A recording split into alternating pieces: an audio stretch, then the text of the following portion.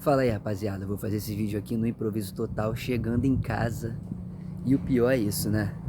A gente ir pro jogo tarde pra caramba desse, chegar em casa muito mais tarde do que o normal, pra ainda ir trabalhar de manhã no dia seguinte. Cara, peguei o ônibus lotado agora, tentei pegar Uber, não consegui. Ia dividir com um camarada meu, mas não deu certo, acabei vindo de ônibus mesmo e a sorte é que o ônibus deixa na porta de casa, mas vamos lá, falar do jogo. O Botafogo começa o jogo na pressão, né? Parecia que as coisas estavam se encaminhando para um jogo onde o Botafogo ia conseguir desempenhar um bom futebol e ia conseguir converter em gols logo no primeiro tempo. Mas aí vem uma bola ali despretensiosa pela esquerda, o Botafogo perde a bola, a zaga fica meio atônita e os caras conseguem dominar, escorar a bola para trás e o jogador bate a bola cruzada, pegando de cima para baixo. Bola quica ali junto ao Léo Link e entra, né? É impressionante, agora já aproveitando para falar já de goleiro, como a bola vai na direção do gol e é pelo menos um lance de perigo. Cara, Botafogo tomou 2 chutes diretamente no gol assim, né? O primeiro chute foi gol e o outro chute foi um chute no segundo tempo onde ele abaixa para agarrar e bate roupa ali, solta a bola em 2 tempos, gerando um lance perigoso pro time do Barcelona. Depois do gol, a torcida já começa a ficar impaciente. E aí é uma coisa que eu tenho para falar que a torcida também não dá um tempo, às vezes, do time se refrescar dentro de campo e começar a colocar a bola no chão para retomar. E aí uma pressão já começa muito grande, aquele frisson vindo das arquibancadas. E logicamente isso, embora os caras sejam profissionais, acaba refletindo aí um pouquinho talvez no desempenho dentro de campo. É... Aí o Botafogo depois do gol demora um pouco ali para se reorganizar, né? Demora um pouquinho para se reorganizar e depois que é feita a substituição e é colocado o Tuco Correia, o time começa de novo a conseguir colocar a bola no chão e praticar um futebol um pouco melhor, inclusive com o Montoro nesse momento começando a aparecer um pouquinho mais. Ele que ficou sumido ao longo da partida praticamente toda, muito burocrático. Se a gente for falar nos jogadores 1 a 1, sobre o Léo Link eu já falei, é uma limitação muito grande que o Botafogo tem. Isso vai tirar muitos pontos ao longo do campeonato e vai causar eliminações, como já vem causando desde o ano passado, quando a gente é eliminado pro Vasco na Copa do Brasil, com aquela falha do Neto na cobrança de falta do Coutinho. E esse ano, já em sucessivos jogos, a gente já foi prejudicado por uma má atuação de goleiros. A defesa falhou em alguns momentos, principalmente no lance do gol. Tava ali muito desligada, né? Talvez pelo Botafogo vir atacando bastante e tal. A dupla de zaga deu uma dormida ali. O Vitinho não jogou como vinha jogando. Eu acho até que o Anselmi conseguiu fazer com que o Vitinho evoluísse esse ano em termos da fase final de ataque, tá? Mas no jogo de hoje isso de fato não aconteceu. E principalmente na fase de ataque ele vinha jogando com o Matheus Ponte, que estava mal, e tabelando com o Barreira, que também estava mal. Então ele ficou hoje muito encoberto ali, sem parceria para poder produzir do meio campo para frente. O Telles também hoje não estava tão bem assim, e aí irritou bastante a torcida no segundo tempo, aquela sequência de cruzamentos ali permitindo que o goleiro pegasse a bola, né? E realmente para um jogador igual a ele, embora já tivesse uma fase do jogo que o Botafogo estava mais ali na insistência desorganizada do que no toque de bola, é pecar demais quando um goleiro que tem uma atuação como a de hoje, que sai todas as bolas no alto, tá dominando a pequena área, você cruzar bolas ali que facilitem para a saída dele.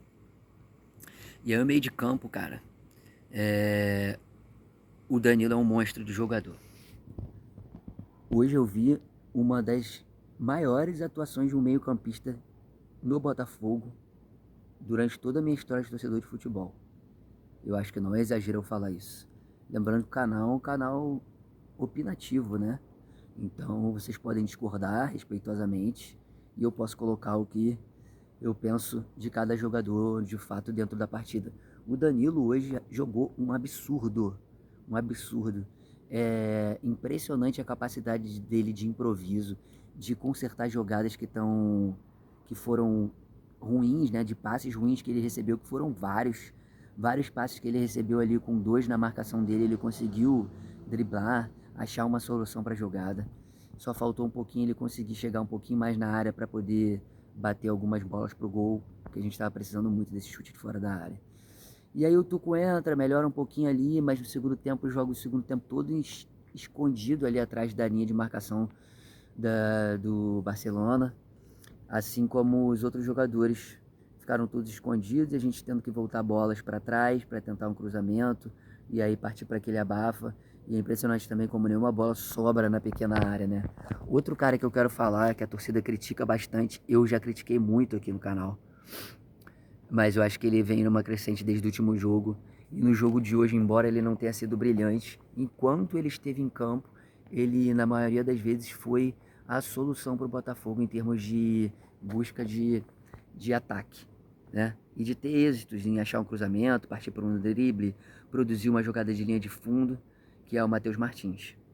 Eu acho que ele jogou até o limite dele hoje e ele criou várias situações de problema para o Barcelona ali, embora não tenha se convertido em gols. É um cara que peca na finalização, mas hoje estava ligado no jogo, estava com vontade, errou bastante, como é normal, mas criou vários lances de perigo. E num período ali do segundo tempo, principalmente, ali durante uns 15 a 20 minutos, ele foi o cara que, quando acionado, mais criou possibilidades de gol para o Botafogo. A gente teve uma jogada muito boa do Tuco na linha de fundo do lado direito, com cruzamento para trás também, onde a gente não consegue confirmar em gol. E aí o resto é abafa, tentativa, o Arthurzinho entrou, tenta fazer alguma coisa, faz uns 2 ou 3 cruzamentos bons ali pro Arthur Cabral, mas o Botafogo realmente não conseguiu fazer com que as possibilidades criadas fossem convertidas em gol e a gente está eliminado da Libertadores na segunda fase. É um pecado a gente ter saído eliminado agora, porque as contratações boas que a gente fez não vão poder ter a chance de jogar, né?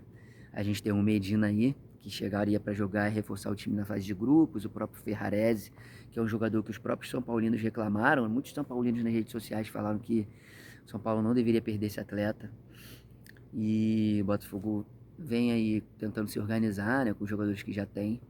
Infelizmente a gente não vai ver esses caras jogando na fase de grupo da Libertadores e a gente vai ter que se contentar agora em participar da Sul-Americana, rapaziada.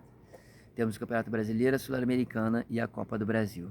Eu espero sinceramente que a gente consiga que chegue algum goleiro aí, não sei como, porque a janela internacional já fechou.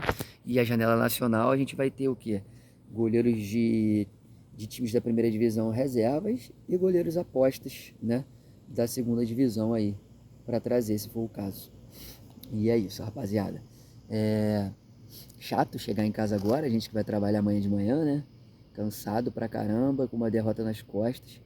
Mas faz parte do futebol. Eu confesso que depois que a gente venceu a Libertadores e o Brasileiro no último ano de 2024, eu tô bem mais light com relação a essas pressões, a ficar aborrecido, a chegar em casa puto, né, com os resultados. A gente fica chateado porque o Botafogo poderia construir uma campanha mais promissora, mas não foi.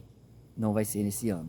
Espero que a gente consiga recuperar aí, juntar os cacos para se recuperar no Brasileiro, fazer uma boa campanha e quem sabe aí avançar bem na Copa do Brasil. E já que a gente vai jogar Sul-Americana, fazer uma boa campanha nesse campeonato também.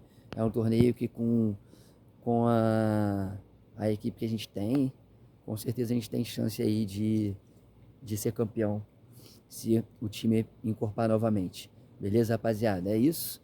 Um pós-jogo aí mais assim, desabafo, trocando ideia, né? Eu não vi replay de nada, eu tô com a memória do que aconteceu ali no jogo.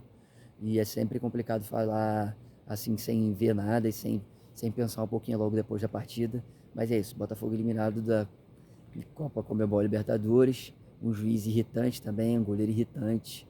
Time que fez ser o jogo todo.